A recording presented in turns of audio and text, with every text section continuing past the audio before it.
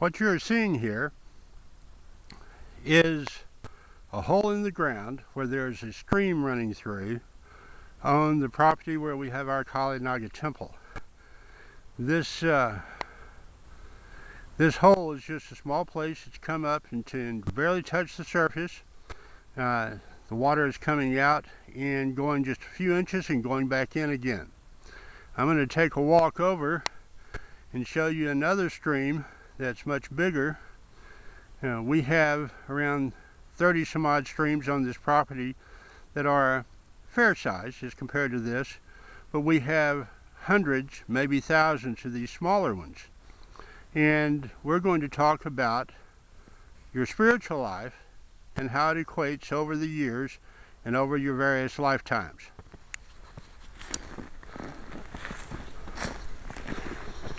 As you can see, we've had a fair little bit of snowfall over the last 24 hours. It was pretty much clear a day ago. And so it was a whole lot easier to see these streams. But it's really probably a whole lot more beautiful with the snow. And all of this water will add to it. And all of these streams flow down to become a Wego Creek that goes to the Susquehanna River and then flows into larger rivers and finally to the ocean. So here is the stream that I was telling you about, and this is running through an ancient orchard of heirloom apples. Some of the apple trees have fallen this winter, others are still here. New ones are beginning to grow, and they have a bit of a story to tell as far as our spiritual lives too. All of these streams flowing together, whether it's the small one that I showed you that's just barely touching the surface, or ones like this, or the larger creeks and rivers and things, they're all very much like our spiritual lives and how we progress. In the tantric Kali end of things, we see that on the average person or creature goes through 148,000 lifetimes before they reach their full spiritual maturity and move on off of a physical planet, be it this one or some other. In Tibetan Kapalika Agora, we know that you can do about 5 lifetimes in the Tibetan Kapalika Agora once you advance to that process and be done with this and not need to be here for a physical existence again. There are some of us, like the Tibetan Kapalika Agora Dragon Mother and myself, who have taken an oath to be here at the service of Ma Kali until there are no more humans left on this earth, and then she will be going on and I will have one more lifetime back in my favorite form, which was as a direwolf, and then we'll go on to and join her wherever she's at, and we will continue on with our process. So as all of these streams run together, then they flow down and they become a part of something greater than themselves, and something greater than themselves, something greater than themselves, over and over again. And the original vision that the person started out with changes and grows with them. So whatever your spiritual goals are right now that have gotten you on your spiritual path, as you go along, they will change and grow as you change and grow. This is the process. This is how it works. And sometimes we have lifetimes where we just kind of play and have fun, and most of the time, if we're serious about what we do, then we have lifetimes where we continuously do our work and progress and move on. Some of us who have taken oaths like Raven Mahakali and I have, we don't move for a long time, but we do gain a lot from it. And so it's not like we're really being held back by waiting for the rest of the humans to get their stuff done and move on. Now there are interesting things that you can do when you have streams like this. Like this one runs into a pond down the hill a ways, and this pond, the water in it and the water on this land If we test it, we find it has just a tiny little bit of sodium in it and nothing else. This is pure water.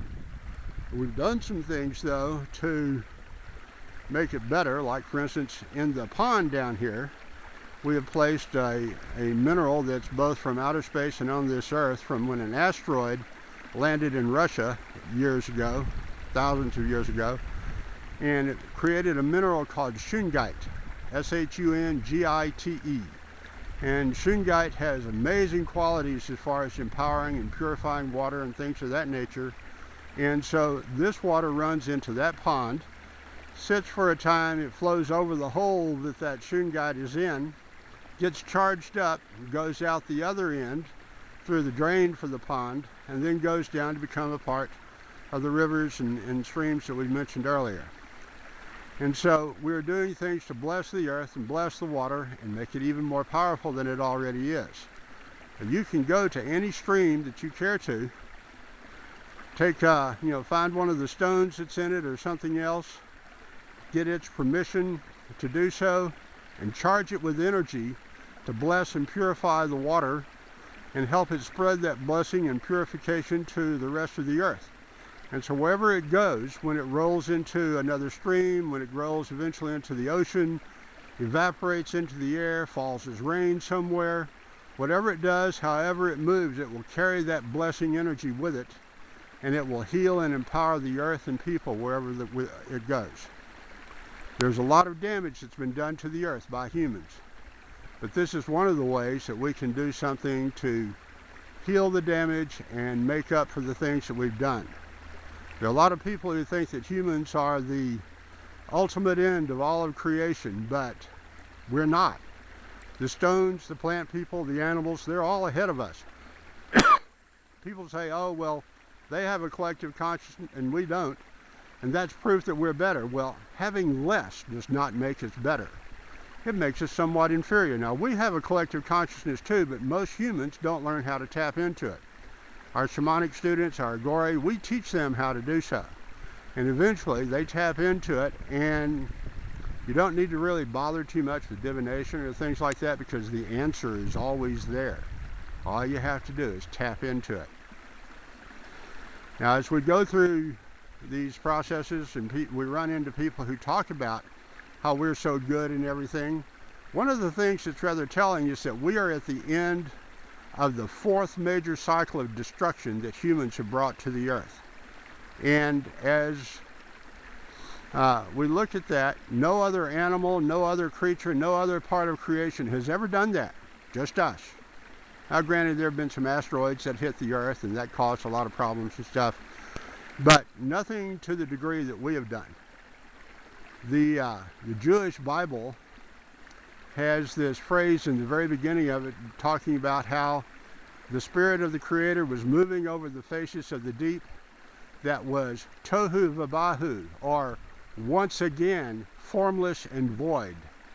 You know, we are the only ones that do that, unfortunately, but there are lots of ways that we can do things to improve it, and blessing the waters will also help to alleviate the things that we've done, because water goes everywhere. I mean, it even rains in the deserts and stuff. Not often, but it's there. And another thing that's good for this is that the streams all have naga in them. And the naga are the serpent people, the water dragons and things of the earth. They live in the 9 realms of the 9 Loki that are within the earth, and they are in part responsible for our creation. They and the apes had sexual relations together, and the naga got the apes pregnant, and the naga, the serpents, are where our kundalini energy comes from. So the naga have a great love for the earth. They also have a great love for trees. And so we can do things to benefit trees, to benefit the animals, to benefit the streams and things, and the water in the earth. And we are honoring and blessing the naga in the process, our forebears. And so doing this type of work will bless you greatly. So this has been a fairly short little video, but I think it will give you plenty to think about. And I hope that you have enjoyed it and get some use out of it and can put some of these things into practice. If you have any questions, you can send me an email. You can go to www.nakedshaman.net. Go down to the page link that says Contact Us, click on it, send me a question. I'll be more than happy to answer you. Namaskar, Jai Mahakali.